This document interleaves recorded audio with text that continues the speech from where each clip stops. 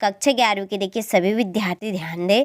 इस वीडियो के अंतर्गत देखिए मैं आप सभी को इतिहास के पेपर के लिए बहुत ही इम्पोर्टेंट सेट पेपर बताने जा रही हूँ।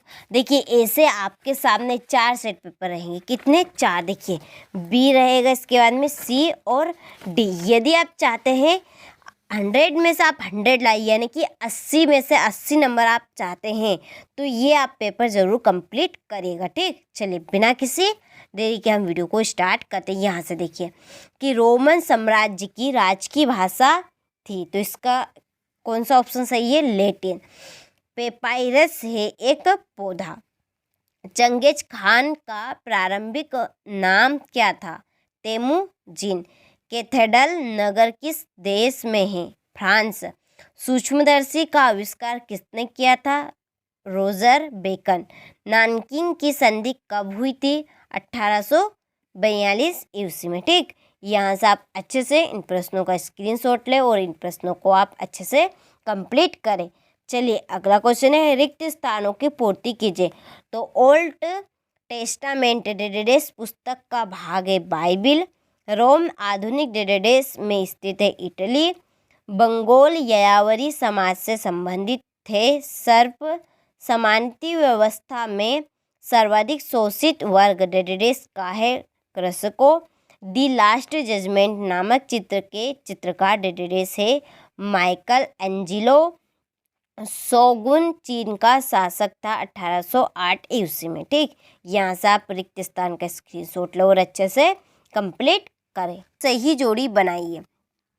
पहले की जोड़ी देखिए, यहाँ से आप अच्छे से स्क्रीनशॉट ले, क्योंकि बाकी की जोड़ी आपकी इधर है और बाकी की उधर है। ठीक, चलिए यहाँ से देखिए ये पहली, दूसरी, तीसरी इधर है, 5वीं और चौथी और छठी, 7वीं उधर है। चलिए क्वेश्चन नंबर 4 देखते हैं। एक वाक्य में उत्तर लिखिए।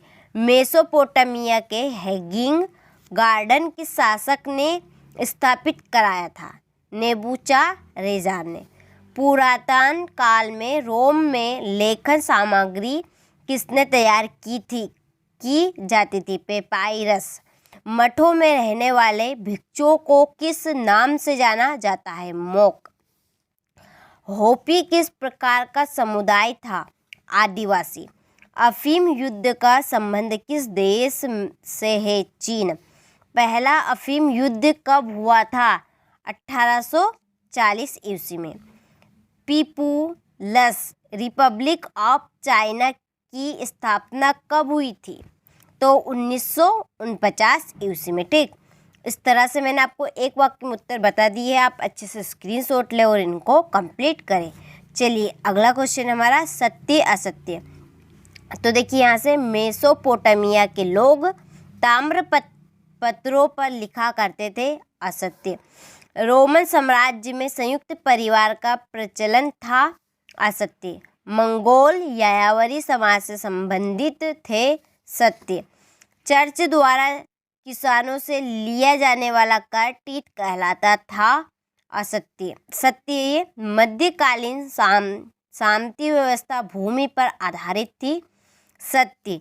शोगुन चीन का शासक था। सत्य। ठीक, इस तरह से हमने सत्य असत्य कंप्लीट किया। आप अच्छे से स्क्रीनशॉट ले और उनको कंप्लीट करें। चलिए अगला क्वेश्चन है, मेसोपोटामिया सभ्यता की 2 प्रमुख विशेषताएं लिखिए।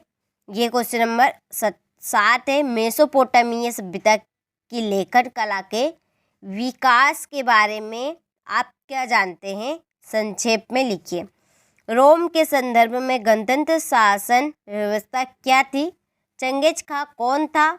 समांतवाद का अर्थ स्पष्ट कीजिए। उसकी कोई 2 विशेषताएं लिखिए। और ये है क्वेश्चन नंबर 11। ठीक, अच्छे से स्क्रीनशॉट लो और अच्छे से कंप्लीट करें।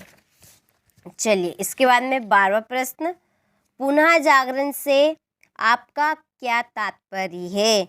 नेटिव शब्द का अर्थ समझाइए। और अमेरिका में रेड इंडियन कौन थे? इसके बाद क्वेश्चन नंबर 15। क्वेश्चन नंबर 16 है, रोमन साम्राज्य में दासों की स्थिति का वर्णन कीजिए। यास की अवधारणा को स्पष्ट कीजिए। यूरोप में राष्ट्रीय राज्यों के उद्देश्य के कोई 4 कारण का वर्णन कीजिए। जापान में मेजी काल की प्रमुख उपलब्धियों की विवेचना कीजिए। मेसोपोटामिया की अर्थव्यवस्था पर प्रकाश डालिए। पुनः जागरण के 4 महत्वपूर्ण प्रभाव लिखिए और गोल्ड रश के बारे में लिखिए। ठीक, क्वेश्चन नंबर हमारा 23वां है। विश्व के राजनीतिक मानचित्र में निम्नलिखित स्थानों को दर्शाए। रोम, इराक, पेरू, मक्का। ठीक,